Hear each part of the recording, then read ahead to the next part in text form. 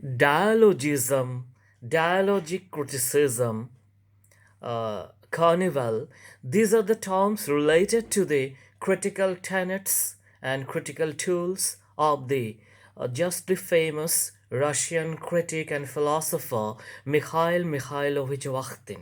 In short, we call him Mikhail Bakhtin or Bakhtin. Uh, Basically, he is a Marxist critic, but then this is an absolute kind of reductionism to call him a Marxist critic. I'm aware of that. I'm just telling this to give some clue to the beginners. Uh, his publication history has kind of an uncanny similarity with that of Hopkins.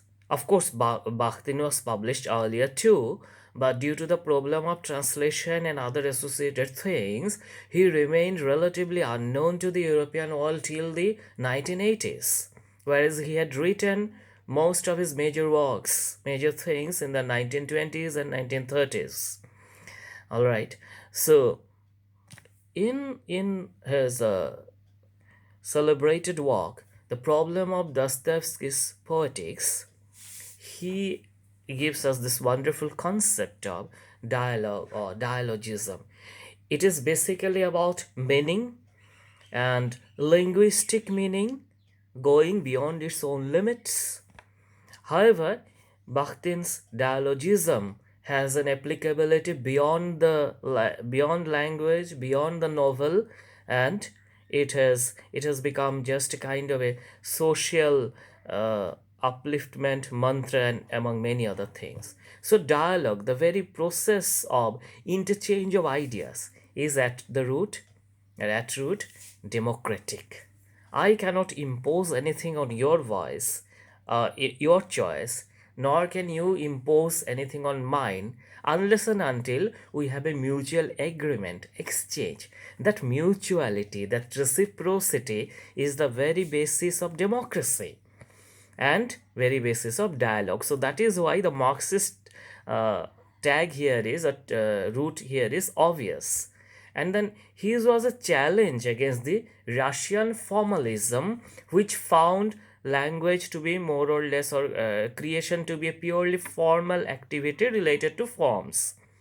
Forms are already given, language was already given, so it is just a kind of new permutation and combination.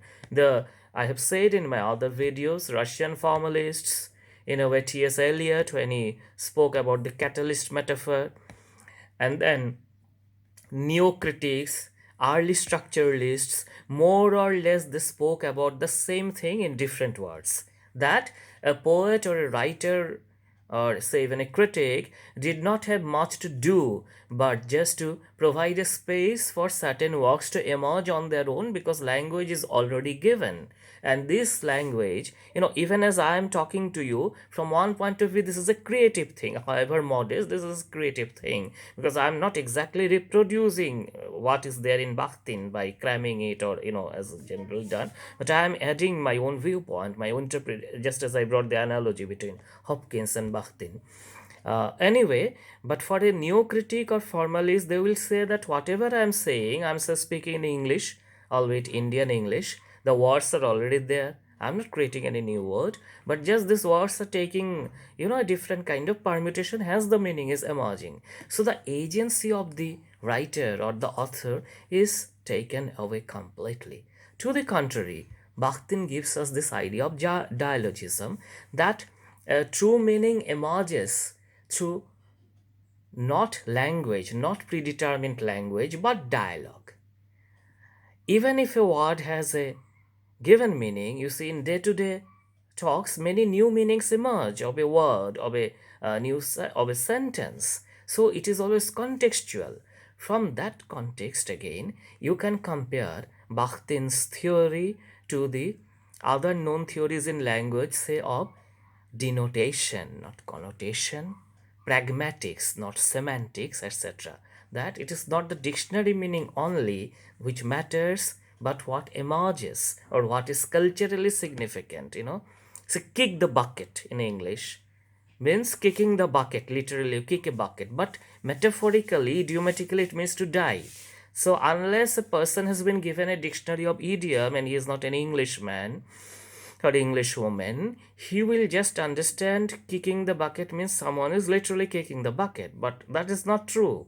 It has a metaphorical meaning. So these are not exactly what Bakhtin means, but then he means much more than this, but these are the root type examples. So dialogism, meaning in language, is possible not because it is preordained in language, but because we add a lot of things to it related to our situation, our individual utterances, our cultural specificity, our locational specificity, our psychological predilection, our national situation, whatever, so on and so forth, our gender, class, race. So it is always an emerging thing, always becoming, never being. Language and signifying practices never always already there, but it keeps emerging. So, as you said in a very classic quote, the final word has never been said, has not been said by anyone, and it can never be said. So, it is a process which continues. Such a fabulous thing, not only in terms of language and meaning, but if we apply it in our life, in our culture. Formally, we all do, all governments, all civil bodies, we say that we believe in dialogues. But then there are so many preconditions. If you come to dialogues, I can talk to so the governmental bodies. India is a free country, not here in many other places, America and all. So you have preconditions. No, beyond this we cannot go. We have to talk in the parameters of this. So then there is no real dialogue actually. Already conditions being imposed. In this regard, you can compare it with Gayatri Spivak's Can the Subaltern Speak, on which I have already spoken in a video. Now, coming to the specific issue of the novel, Bakhtin says certain types of novels actually give plurality of voices adequate representation. And yet, some other kind of novels, though apparently there are many characters, but more or less all of them represent the authorial point of view. You would say it is a subjective viewpoint, I also agree, but there is merit in it. Just if we come to the play, to the genre of the plays or the genre play from novel, it will be easier for you to understand. You see, Shakespeare and Ben Jonson, or Shakespeare and Bernard Shaw. Shakespeare's characters actually do not represent his own point of view always. In fact, perhaps never. So it was once said that philosophy of Shakespeare, oh my god, it is like finding snakes in Iceland. There is no snake in Iceland, believed to be. I don't know about the reality of the thing, but it's like that. Because each character is saying a different thing. What Polonius is saying contradicts Hamlet, and what Hamlet is saying is undermined by his own speech and contradicted by Ophelia. What Shylock is saying is contradicted by Antonio. Antonio is contradicted by or partially modified by Bassanio. And you never know. Say, the Merchant of Venice.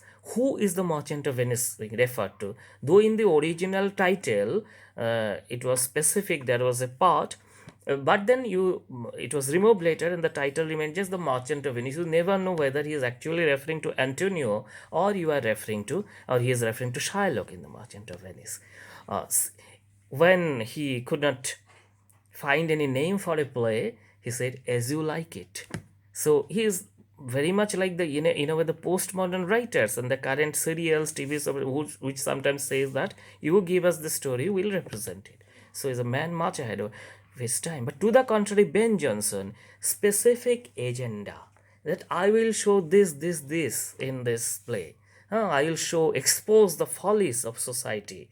I'll do this, do that. Or Bernard Shaw, whose plays, though he's a great intellect, I respect him as an intellectual, but possibly as a creative writer, he is much poorer than Shakespeare and even Ben Jonson. After you read his prefaces to his plays, the plays become redundant actually. I'm saying this with responsibility on me, but he's a great intellectual.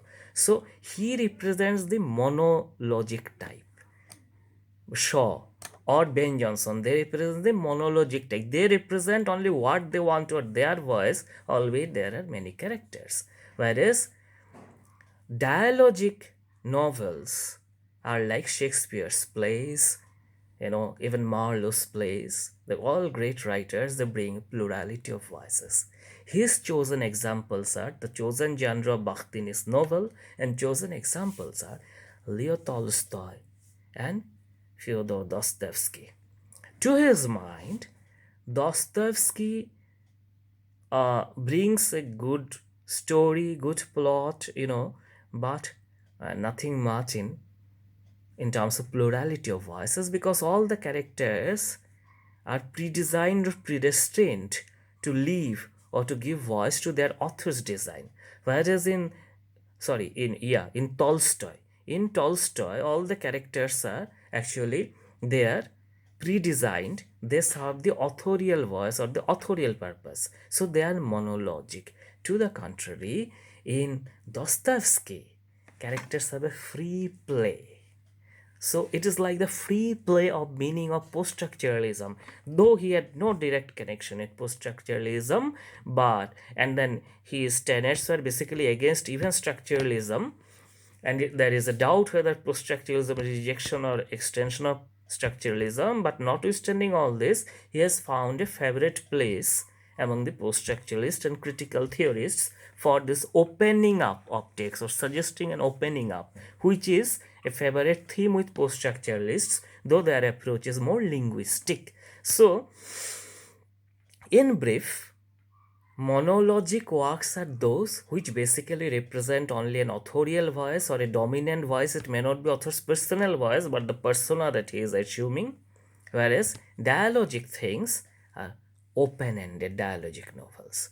So my favorite examples will be, though not from novels, I repeat. On the monologic side, Ben Jonson and Shaw. On the dialogic side, say Shakespeare and Marlowe. And the same in the case of novels, in the monologic side, if we are to agree with Bakhtin, Jane Austen is a classic example. On the dialogic side, it is my example, not Bakhtin's example. All right.